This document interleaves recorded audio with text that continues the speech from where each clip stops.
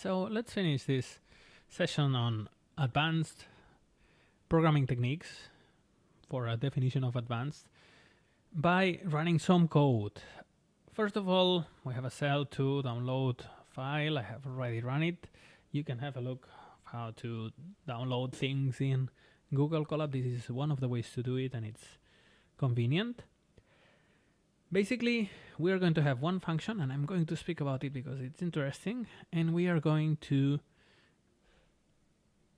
run that function in three different contexts. The first one will be a for loop, the second one will be a list comprehension, and the third one will be a map. We have just seen that maps can be used with functions to apply those functions, a function that we give to the map, to all the elements in one iterable. So it will do something similar to what we will do with for. Well, not similar, the exact same thing. What will be our function? Well, basically, my function will extract the first character of every word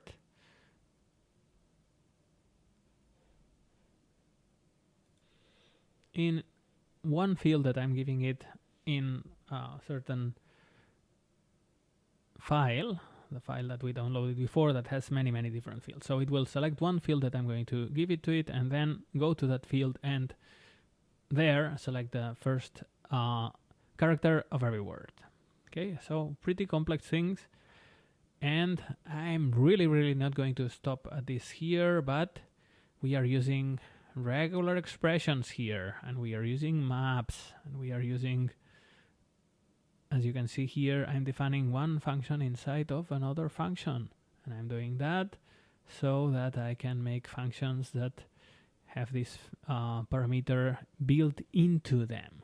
Okay, but the important thing is that I'm going to be using this extract code function, and that if you want, you can have a look at the structure of this because it's pretty interesting. And one day I will be telling you about this advanced function techniques, and we will speak more about how this is actually done. But let's just say that I have a function that's called extract code, and then I will have three different functions that I'm going to define here. One is called process file for. Second one is called process file LC, so for list comprehension, and the third one will be process file map. And what are they going to do? Well, just basically call the function that I give to them. It will be this one, spoiler alert. Okay, I'm, as you can see, passing a function as a parameter here. Okay, so my parameters can be the usual types. They can be things that I define in my classes, and they can also be functions, for example. Okay, so I'm going to be using three functions that receive functions as parameters. Remember, we are, after all, in the advanced programming techniques session. Okay, slightly advanced. And I'm going to do similar things. The first one, I'm going to apply the function that I receive to all the lines in my file, to all the lines that I received, using a for. Okay, so I will receive a bunch of lines, and I will just call func, the function that I receive, on all of them using a for loop. In the second one, I will do the same thing but using a list comprehension. I will have a for line in lines like this one here. Those of you paying attention, I'm skipping the first line because that's the one that contains the names of the columns. Doesn't matter too much. And I'm also calling the func function, but inside of a list comprehension. And the third one is that I'm going to create a list, and I'm going to call all of the elements, to process all the elements here, applying function using a map. So for all of them, let's run this cell. I'm going to first read a file and then open it, read all of its, this is going to be a text file. I'm going to read all of its line into one single big huge string called lines. That's split using the built-in split function for strings. into different lines using split by commas, okay, using the commas that separate them. And then I'm going to read the name of the position of my field using this split. Okay, this is going to be the position, and then I'm going to call each of the three functions that I just defined. Process line 4 with these lines that I have read here, containing all the lines in the file. Process line list comprehension, and process file map. Okay, with my lines and the function that I have defined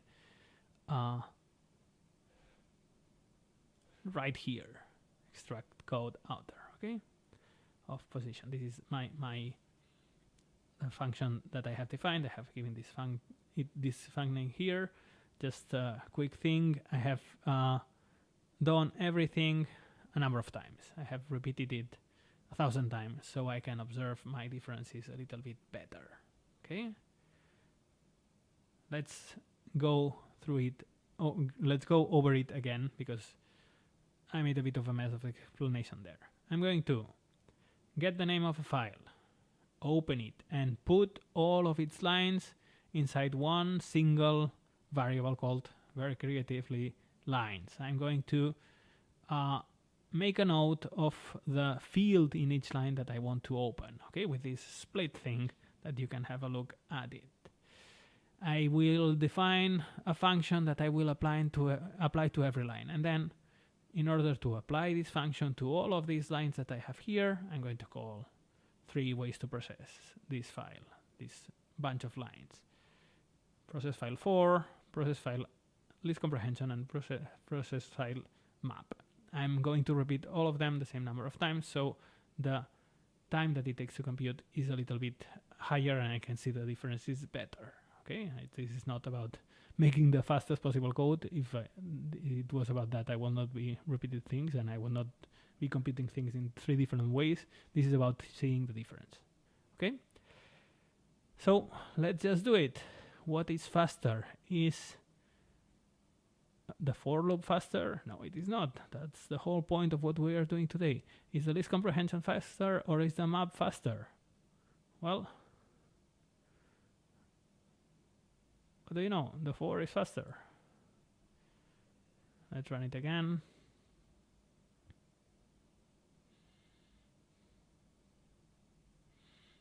See, here the for is not faster. This is very interesting. Code sometimes has a bit of a, let's say, erratic behavior when you have a computer that's doing several things, as mine is doing at this moment. For example, recording this video. Okay, the first time I got the faster time actually for the for. The second time I got the faster time for the list comprehension. It's pretty clearly faster than the for. Let's run it a third time. And this time the winner is the list comprehension again, faster than the for and a little bit faster than the map. Let's see if I can get the map to be faster too. This is just a very simple example. See here, faster is going to be the map, and is a little bit faster than the for and the list comprehension. Well, the point here is that when I run these things, I usually, believe me, tend to get faster times for the list comprehension, and you have seen that in the previous example in the previous code. Although here the code is making me look bad. I'm getting it right about 2 times in every 3, but not all of them. This is also, I think, interesting. Okay, this time map, which is usually much faster, became much slower. That depends on what the computer is doing and on the way we are measuring the time, which is not the best possible, but we will speak about it later.